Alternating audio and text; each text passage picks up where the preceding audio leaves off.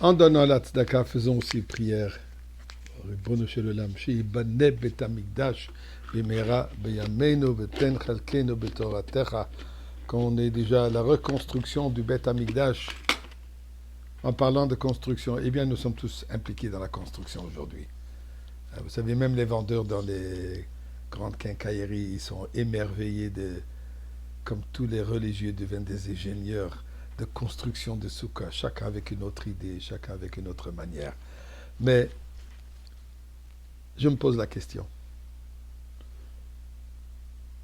quel rapport Rosh Hashanah, suivi de Kippour, suivi de Sukkot, suivi de Simchat Torah,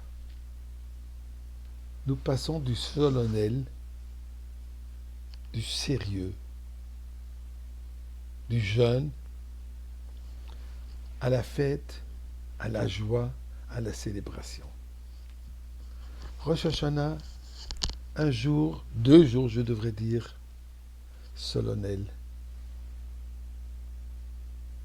impliqué dans la prière, le couronnement de Dieu, l'engagement envers Dieu pour une meilleure année, donc une meilleure année de notre part, un meilleur comportement, en priant que nous méritons une bonne et heureuse année de Dieu.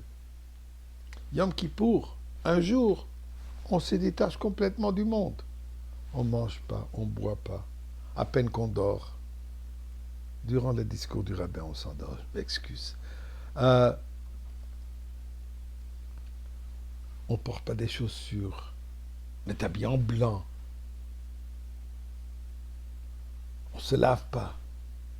On se détache complètement du monde matériel. On est presque toute la journée à la synagogue. Des journées, je dirais même sévères,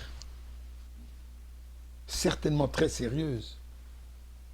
Et de là, nous passons tout à coup, du jour au lendemain, on nous dit, transformez-vous, rentrez dans la joie des Sukkot. Est-ce que ce n'aurait pas mieux de mettre Sukkot, je ne dirais pas durant l'hiver, mais durant l'été? Quel lien, quel rapport?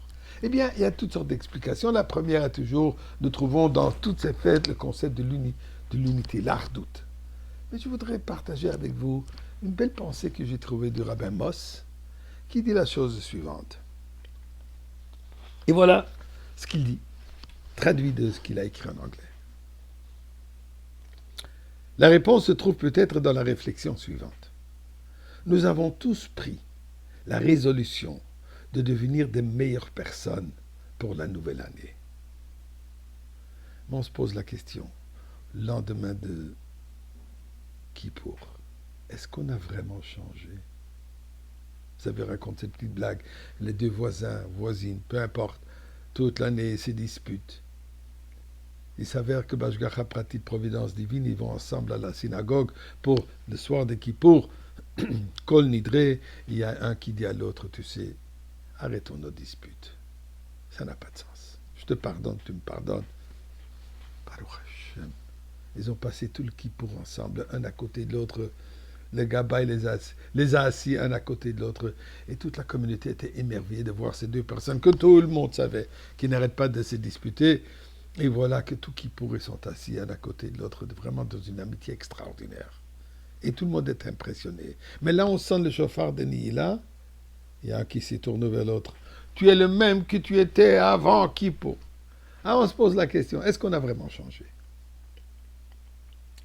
Peu importe les résolutions qu'on a prises, peu importe les engagements, je serai mieux dans mon comportement, je serai plus attentif à ma famille, je serai plus attentif à mes mitzvot, et ainsi de suite. Je vais étudier plus la Torah, je vais m'assurer que je m'occupe des enfants, toutes ces choses. Est-ce qu'il y a vraiment différences? Et nous savons la vérité. Et pourquoi? Et voilà ce qu'il dit. La raison en est le cloisonnement. Nos personnalités sont divisées. Une partie de nous veut vraiment s'améliorer et se développer, tandis que l'autre partie est paresseuse et complaisante.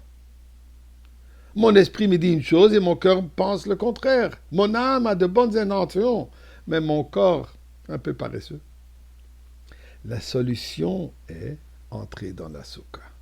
Lorsque nous entrons dans une soukha, nous y entrons avec tout notre être, notre corps et notre âme, notre cœur et notre esprit. C'est l'une des seules mitzvot que nous accomplissons avec toute notre personne, incluant les chaussures. L'expérience de la soukha est celle de la plénitude. Et ce n'est que lorsque nous apportons tout notre être dans un espace saint que notre résolution de Yom Kippour et de Rosh Hashanah vont se traduire dans la réalité.